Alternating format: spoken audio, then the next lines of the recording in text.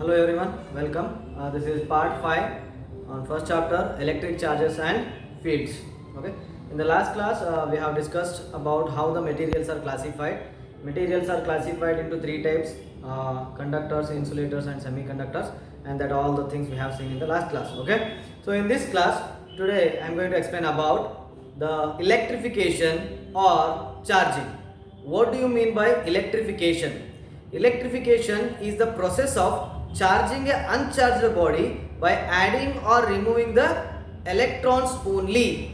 Correct? So here the question comes, why only electrons can be added or removed? Why can't positive charge can be added or removed? Correct? So here, as I explained during the conductors, how the conductors allowing the charges to flow through them. Correct? So there the electrons which are present in the outermost orbit, that is valence orbit, those electrons are called valence electrons.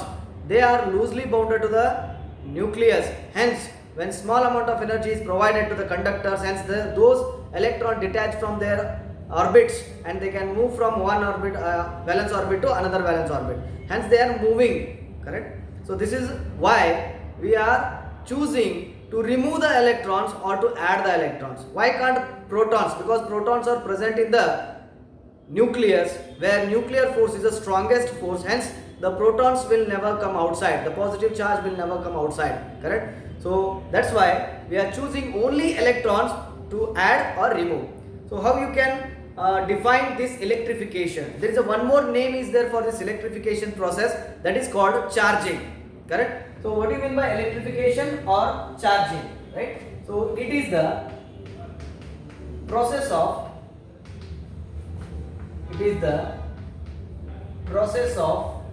charging a uncharged body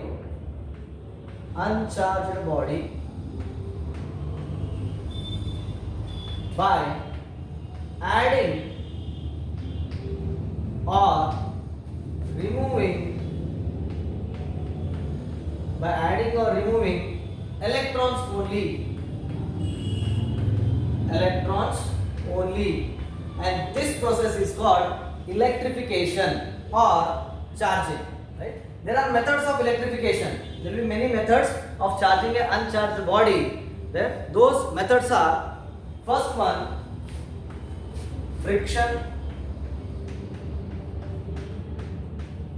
second one, conduction; and third one, induction.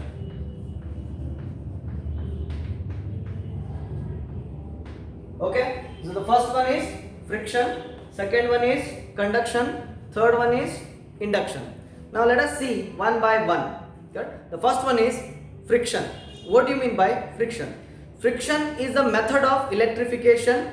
Correct? So in which two bodies are rubbed against each other, which are in contact. Correct? So in this way we are producing a charge in the bodies of those two bodies which are in contact. So how you can define this friction? Correct? So it is the process of charging a uncharged bodies, correct, by rubbing two bodies against each other which are in contact. Correct? So for example, this is my one hand, is one body, this is another body, right? Both body must be in contact, and then both bodies must be rubbed against each other. Correct? So when the bodies are rubbed against each other, they produces the charging. There will be charge producers. Right? So this process of producing the charge in a body by rubbing with against each other which are in contact is called friction. Okay? Now, how exactly this process is going takes place? I'll explain those in a few points. That is condition for friction. Right? If there is a process of charging an uncharged body by friction, what condition must be satisfy that? Correct? So here there must be, first point is there must be two bodies and both bodies must be in contact. If both bodies are in not contact, then friction is not possible. Correct? No? So to have a friction, there must be two bodies and both bodies must be in contact. Okay? So that is the first point. See here, there must be two bodies, both bodies must be in contact. Next, both bodies may be conductors, right? Whatever I am taking two bodies, both bodies may be conductors or both bodies may be insulator, or one body may be conductor, another body may be insulator. There is no such rules that both bodies must be conductors or both bodies must be insulator. You can choose anything. One conductor and another one is insulator. So you rub them against each other, they will be charged. Okay. Now next, what happened during the friction? Okay, that's the third point.